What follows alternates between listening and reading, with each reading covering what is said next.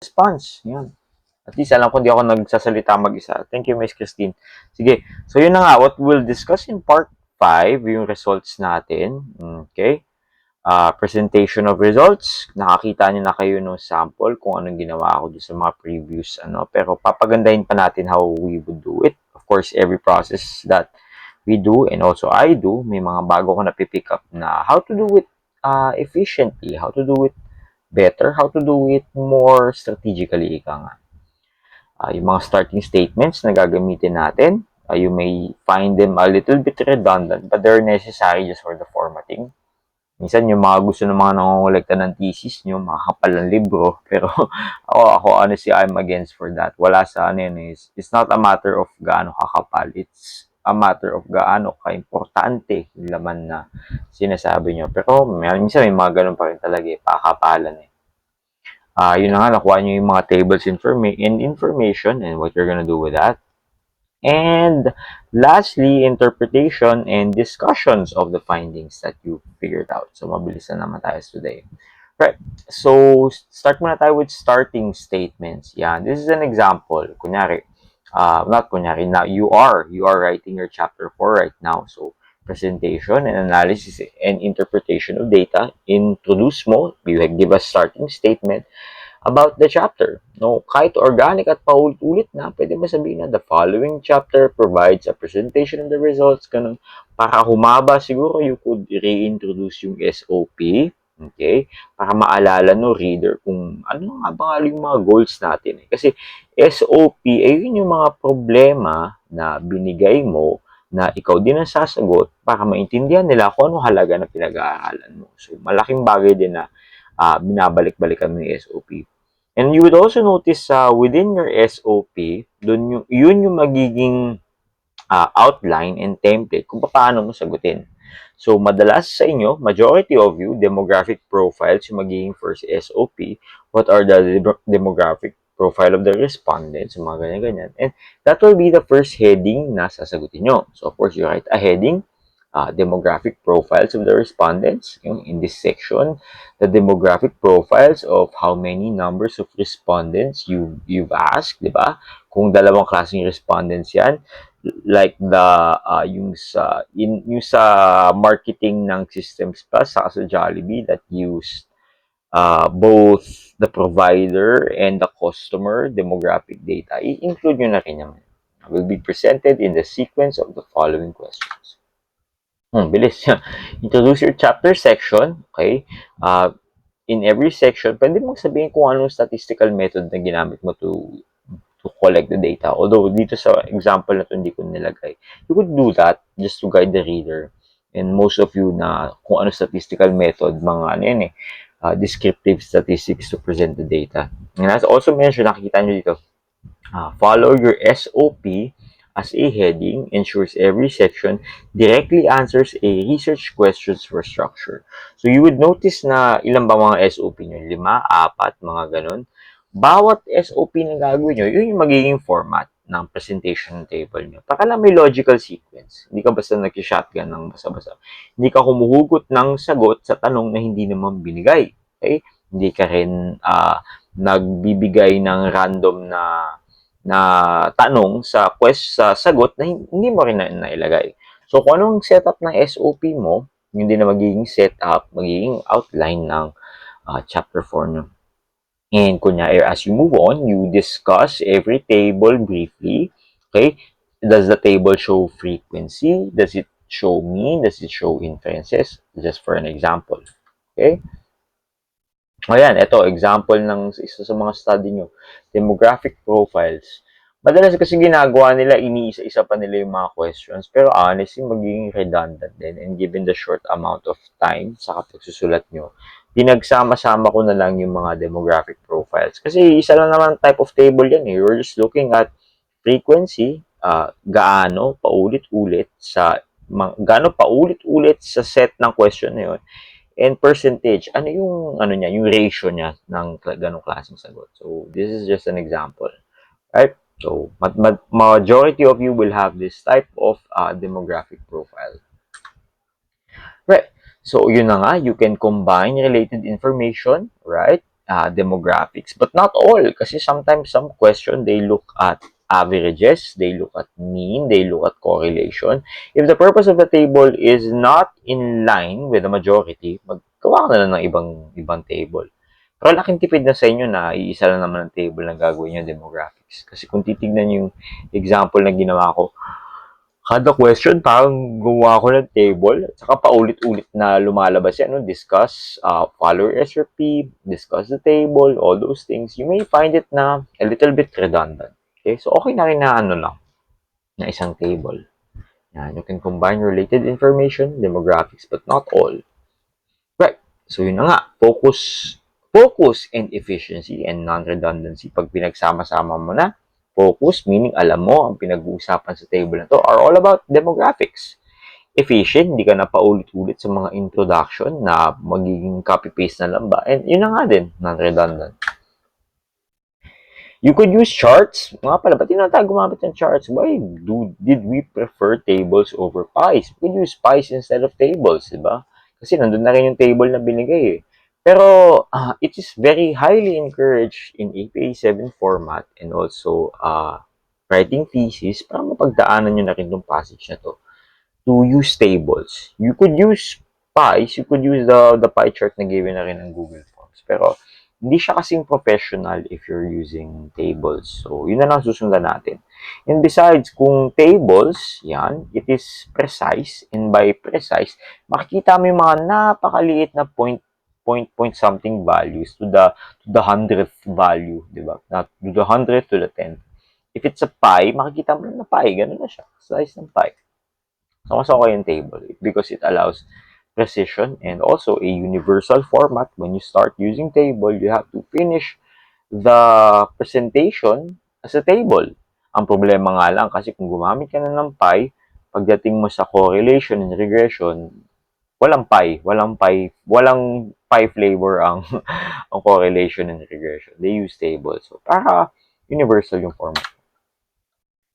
A table should only present one type of statistic for logical grouping. Of course, in this case, what type of statistic? It is demographic. It is descriptive statistic using frequency and percentage. So, yun lang gagamitin mo sa table na to. If frequency, isang table. If weighted mean, isang table.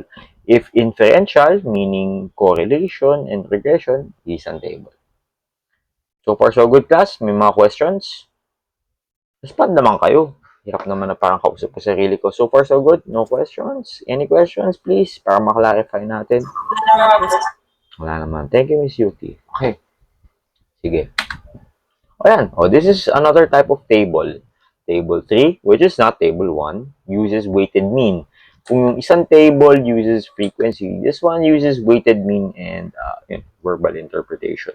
So, makikita mo pag pinag-combine mo itong dalawang table na to, medyo magiging malabo na rin yung table itself. Diba? Ano ba klaseng table yan? Pabilog ba yan? Square ba yan? Rectangle ba yan? Huwag na natin pagsama-samahin na lang. Pag hiwalay-hiwalay na natin kung kailan kailangan.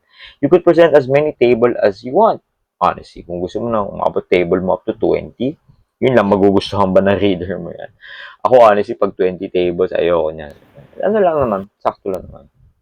So, this is an example of a same but different table. Weighted mean naman ang ginamit. This is also descriptive. You're trying to describe, but in this, weighted mean. Oh, ito, inferential naman. A table na uses regression statistics. Yan. So, of course, kung malabo mo i-integrate yan sa other tables na pinrovide mo in past. So, it's a different table.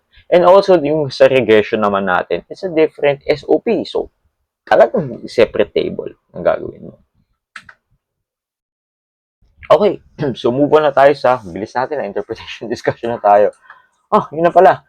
Interpretation and discussion. Kinulang ng I. Kasi yung I, kayo gagawa ng I. Just the Lord. Okay.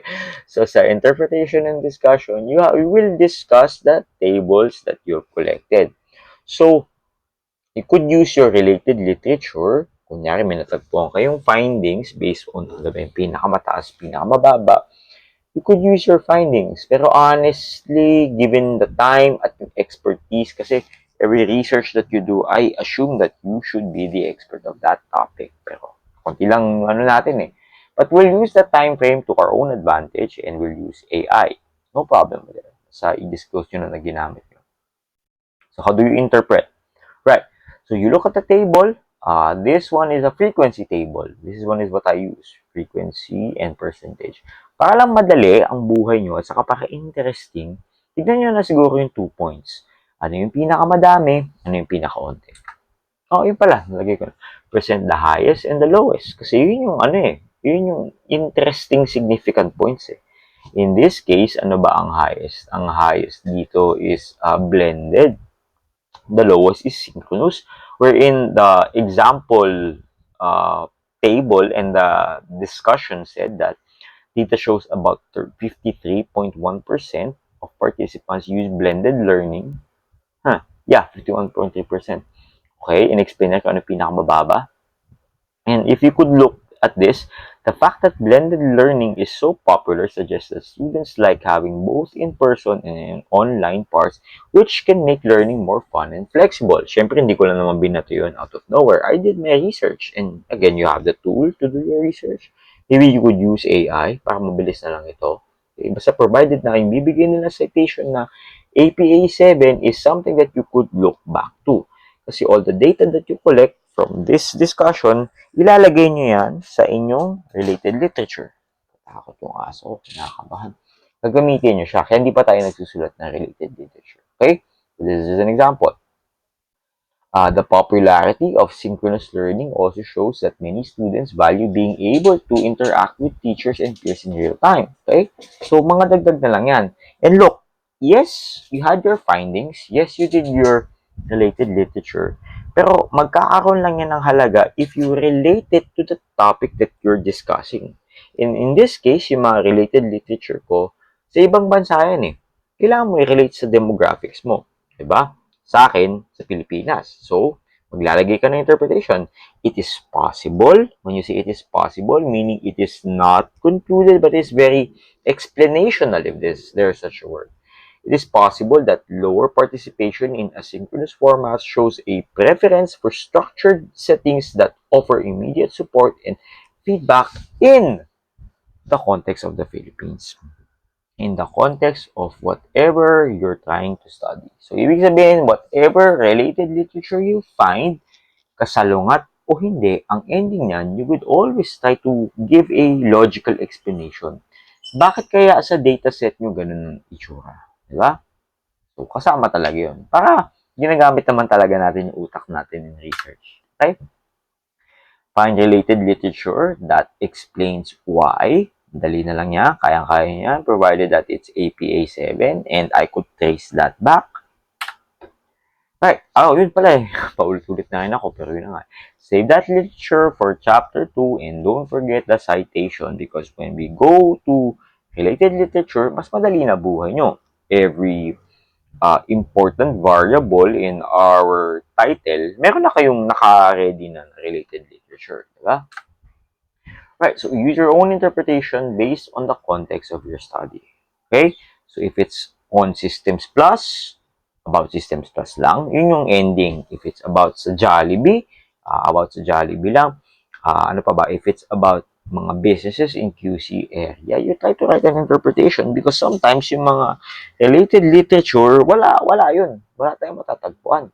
May mga gumawa na ba ng study na specifically for Systems Plus lang or Jollibee or QC area, you'll be lucky kung meron, pero kung wala, you write your interpretation. Pero itong kagandahan, yung interpretation mo, may halaga na kasi you did the data recording and you are the expert when it comes to that subject. Yeah, ito pala example. Ano bang example na to? Right, another example. Yeah, so tignan na natin yung dulo. These results are in line with other researches that has stressed how important it is to be active and flexible in online learning settings, especially for working students managing their time. If you notice the last sentences, nakadepende na siya sa demographic ko, which is in this study are working students. Although yung mga related literature, they looked at, ano ba dito? Other preferred modalities, ganun, hindi siya titrated, hindi siya specific sa working students. Naka-specify na siya sa mga estudyante. Diba? So, we put the context in the content that we try to create. So far, so good. Okay naman. Medyo nagigets. Kasi kung hindi nyo mag-get, sabihin nyo na sa akin. Okay naman. Nagiget pa. Class? Yes po, sir. Okay, thank you, Miss Rona. Alright. Oh, yun. So, use your SOP as a format of your results. Inulit-ulit ko na rin yan. So, kunyari, I'm about to write chapter 4. Chapter 4, results. This chapter is about ganito. About the results, ganon. The statistics used are descriptive, inferential statistics, and kung ano-ano pa. And yun na nga, sa formatting, babalikan natin yung SOP natin. So, yun nga. Ito, itong example na to is the SOP in the study that I'm trying to create, that I did create. Okay? Number 1, what are the demographic profiles of the respondents? Okay, pala. I-explain ko, sinunod ko na pala. Yan pala, ayun. So, tanggalin nyo na lang yung 1. Dapat walang 1 yan. The demographic profile of the respondents. In this section, the demographic profiles of 120 respondents will be presented in the sequence of the following questions. Pahabain nyo pa. Anong yung ginamit yung statistics? Ano yung location nila? Ganun. Na importante para sa reader, kasi may mga readers naman talaga kasi, which is true, na pag nakuha na nila yung manuscript mo, diretso agad sila sa results. Diba? Hindi na tinitignan yung methodology or nagmamadali na sila. So, it's a good way para ma-remind to reintroduce to them what are the demographics of your study, for example. Levels of online learning. This is SOP number 2. Yan. So, ito yung second heading, kumbaga. The following segments provide the results and analysis of the levels of online learning, the respondents report. Siguro pwede mo pang idagdag, descriptive statistics were used to find out the weighted mean and to determine the descriptive rating and verbal interpretation. Ako nilagay ko na kayo hanggang verbal interpretation. At syempre, bago ako magbato ng table, formalities na naman, the following table shows ganito, learning of the 120 respondents experience. Pwede mong i-include ano yung mga questions, ano mga sinabi. Syempre, once na i-present mo yung table, doon mo na gagawin yung interpretation. So, mapapansin nyo, class, may format lang. Yung SOP, introduce it, tapos introduce mo yung table, present the table, and then after the table, you do an interpretation and discussion. How do you interpret and discuss? Tignan nyo yung pinakamataas, tignan nyo yung pinakamababa. Once you figure that out, find a related literature. Bakit kaya yun yung pinakamataas? Bakit kaya yun yung pinakamababa? Tapos, i-relate nyo sa context ng inyong study. Yun lang. Ulit-ulit lang. Kasi ang importante naman dito, regardless of the interpretation that you make, you did do the survey collection, you did do the statistics. Well, I did the statistics, pero yun na rin yun. Kayo na rin gumawa nun, para sa inyo na rin yun. Para may ano na kayo, may backing na rin. Okay? So, ano na to? 1, 2, number 4 na to kasi same din naman yung 2 and 3. What are the levels? These are descriptive statistics that look at weighted mean. So number 4 na. Does online learning have mali pa ako sa grammar ko. Have an impact on practical skills applied in work. Kaya, so yun yung heading niya. The following table presents a regression analysis between independent variable yun siya. And then you present the table. Now, if we would notice, medyo nakasaglit pa. Yan, ina-explain yung table. A low multiple R value of ganyan. Nilagay ko na rin yan sa sa results mo. So, expound nyo na lang and elaborate na lang. One approach na pwede nyong gawin, kasi ang thesis na ginagawa nyo is ideally for 2 types of readers. The first readers are the experts. The second readers are the lay people. Madaling salita, yung may alam at yung walang alam pero gusto nating turuan. So, You could also simplify, use layman's term. Ano ba ibig sabihin ng low multiple R value, ganyan-ganon, di ba? So, sinabi mo yan, low multiple R value, para sa may alam niya na kada galaw ng X, almost 0.6 lang ang galaw ng Y, which is very insignificant. Pwede mong, explain in layman's term kung ano itsura nun. Okay? Right, so that's number 4. And then we move to number 5. Ito lahat, binigyan ko kayo nito. This one is a correlation matrix na we did an activity dito. Saka sinagot ko na rin naman yung ano nyo. So, ano nyo na lang, hanap na lang kayo ng related literature to explain each sentences that I gave to you. Okay? At least napagdaanan nyo yun. And then number 6. Number 6 yung recommendation. Ano na to?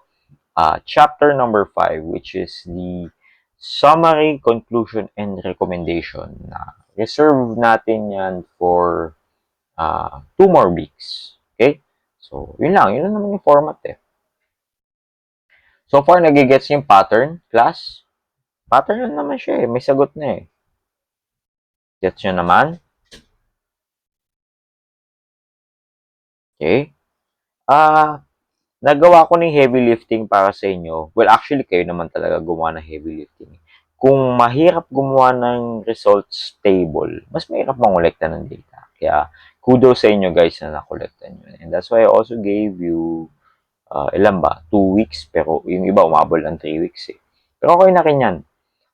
Kung inabot man tayo ng 3 weeks, pinadami na lang natin yung mga respondents natin. Kasi, malaking bagay na marami kang respondents to show variability does not exist and to show consistency happens per person. Thirdly, dahil marami rin akong mga ganap sa buhay. Ko na rin kayo. Pero, I guess in God's time na mga ginagawa natin. So, assume ko na lang, I will ask of you na by Friday, which is, the 31st, matapos na natin ito. Wala nang pasok nun, no? Tama ba? Wala nang pasok nun. Tama, no? Yes po, sir. No, di ba? Pag sinabi kong walang pasok, ang bilis yung mag-respond. Okay. Okay, pero tapos na tayo dun sa na yun, sa part na yun. Sige. Pero, sige, sabihin na lang natin na this upcoming week, tapos na kayo dito sa chapter 4. Na pag tinignan ko ulit yung mga thesis nyo, yung mga pula pa akong text doon, nandun pa rin naman. Tanggalin nyo na. Gawin nyo na lang yung recommendation na binibigay ko. Okay? I'm trying to be very nice naman sa inyo. And since public access yung mga work ng mga ibang tao, tignan nyo lang paano sila magsulat. Kasi hindi naman tayo nagko-compete. Nagtutulungan naman tayo lahat eh. Nakita mo anong ginagawa ng group 4, anong ginagawa ng group 1, paano nila sinusulat, diba? Again, we're not trying to compete kasi ang goal ko, lahat kayo sa klase na to, matapos yung thesis. Okay? Okay ba? So far, so good. Ang problema? Any violent reactions? Wala naman. Okay. Sige, moving on na Sir, ako. paulit po ng last sentence. Last sentence? Ano last sentence? Sir, yung last announcement niyo? Sa announcement ko, na walang pasok sa 31, yun ba? Kasi wala talaga pasok. Yung sir, yung need tapusin po, yung mga need tapusin within what date po pala? Yeah, matapos yung within 1 week. Pero given na pag sinabi kong 1 week, may mga dagdag bawas kayo eh. So alam ko na yung 1 week nyo. Tinitignan ko ang aking kalendaryo na mayroong February 32. Sorry, last question. Sige lang. So yung free defense, kailan po pala yan? Okay. So, ang defense nyo itself is the 28th. Tama ba? 28 ang mismong defense nyo. Sige. So, by the 21st, nagma-mock defense na tayo. Okay, sa inyo yun. Tapos na tayo nun. 21st, na to eh. Mga nakuha nyo na yung mga soft copies, nagawa nyo na siguro at that time, nagpiprint na lang kayo. Pero, inaano ko na kayo. Minamarinade ko na kayo para sa gisa. Ako magtatanong. Kaya? Okay, sir. Acknowledge. Yung trying to help lang naman eh. 21st. Okay. So, saan na tayo? Matapos nyo hopefully, tingnan ko tong kalendaryo ko. Hanggang kailan ba ang bakasyon nyo? Hanggang 3? Hanggang 4.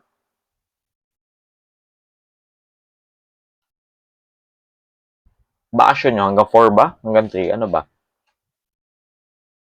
Sir, wala po kasing announcement pa sa amin. Okay. Pero, yun na lang eh. Basta, yun na lang. Matapos yun lang po ito within a week.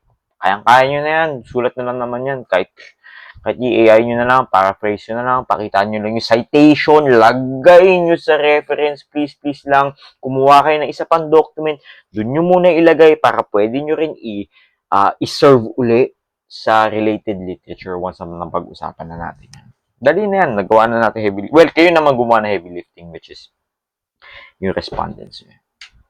Okay? Okay sa atin yan? 1 week. 1 week. Kayang-kaya nyo yan. Kayang-kaya nyo yan, guys. Right on time.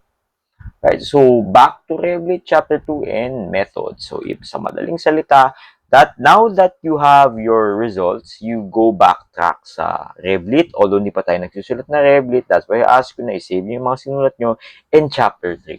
Sa chapter 3 nyo, notice na ang hiningi ko sa pagsusulat nyo is future tense, meaning gagawin nyo pa lang. Or sinabi ko na ba na past tense? Anyway, kung future tense ang ginamit nyo, very good. Kung past tense, nakalusot kayo. Kung future tense, i-rewrite nyo na.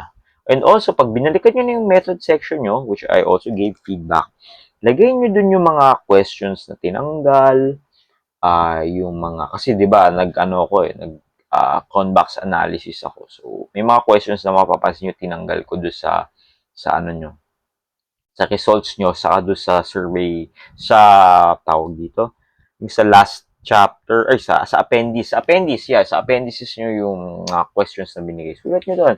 Tapos yung any challenges na na-encounter nyo, kunyari yung sa Jollibee, 10 dapat, 5 lang na interview, lagay nyo sa methodology yan. Importante na transparent kayo kung paano yung ginawa nyo. Tapos also, lagay nyo sa methodology, ano pa yung mga ano yung initial plan nyo na numbers, na respondents. Pero ngayon, nagsabi ng 400. Wala ko anong grupo yun. Pero naging ano na lang, 100. Diba? Bahala kayo kung paano nyo isulat. Basta importante, past tense na. Kasi nangyari na eh.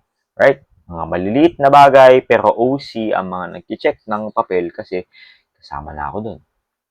Right. Check the analysis alignment, meaning kung ano man ang sinabi yung statistical analysis tool sa methodology, yung yung ginamit nyo to figure it out. So far, yun na naman eh. Balikan nyo na naman. Yep. Confirm sample size. Okay, balikan nyo na yung sample size. Kung 400 ba or 40 lang natagpuan nyo, lagay nyo doon. Pwede nyo na lang edit, palitan nyo na lang to begin with. Or if I were you, I'd rather be transparent. Lagi ko na the original sample size was 10, but the group only managed to ganun 5. Tapos disclose nyo ano yung mga naging challenges in figuring bakit siya naging challenging in collecting data. Kasi yung challenges nyo, magiging tulong din yan kung sino man ang magiging researcher in the future. Mabibigyan sila na heads up na, ay, kailangan pa pala ng mga ganitong klaseng forms, ganyan. So, mas mahalaga at mas mabait ang ambag nyo para sa mga future people. Refine your procedures, yan. Adjust procedures to accurately reflect any minor, non-compromising real-world changes made during data collection. Parang in English ko lang sinabi ko kanina, pero yun yan. Yeah, and also address the unexpected included in your methods, challenges, space, and yun nga, questions removed. I think, sa majority ng grupo, which is 3, kasi 4 lang kayo, may mga tinanggal akong questions kasi nag-cronbox. O lagyan nyo rin na nag-cronbox ako. Cronbox. May mga, when you say na hindi siya pasok sa Cronbox Alpha, itong tanong na to, kasalungat niya yung iba. Okay? So, kung lahat ng tanong papunta sa kanan, may isang tanong na papunta sa kaliwa. Tapos, pag ina-average mo yan, mag-aaway-aaway yan. So, tatanggalin mo yung tanong na papunta sa kaliwa kung lahat naman papunta ng kanan. Right, so, start writing your Revlit. Although hindi pa ako nagbibigay ng papaano magsulat ng Revlit. Pero number 1, may activity tayo. Nangolekta kayo ng mga related literature. Sana nasa site, hindi lasing yung reference natin. Tapos, of course, when you do the table, sabihin natin sa bawat tanong. Sa bawat tanong, may mataas, may mababa. sa kada taas mababa ay isang related literature. So, kung may 10 kang demographic questions, expect mo na yan, dyan pa lang, baka may 10 ka na o mahigit na related literature. Bakit? Siyempre, moving on, pagdating natin sa levels, ganyan-ganyan, may mataas, may mababa, every category, meron ka na naman related literature. So, by the end of your chapter 4, baka may ano na kayo, 30 or mahigit pa nga, 30s na related literature. Susulat ba agad? No, i-collect nyo lang. Pero importante, lagay nyo yung reference po, ha?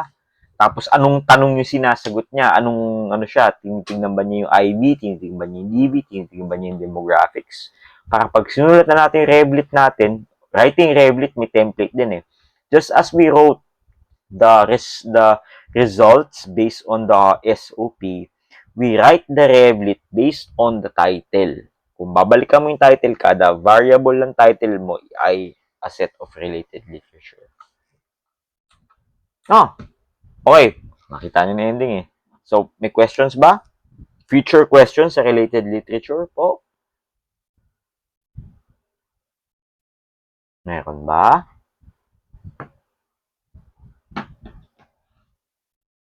Sulat nyo kung wala, kung meron. So far, so good, sir. Nagigets nyo, pattern lang siya kung tutuusin, di ba? Pattern lang naman talaga siya eh.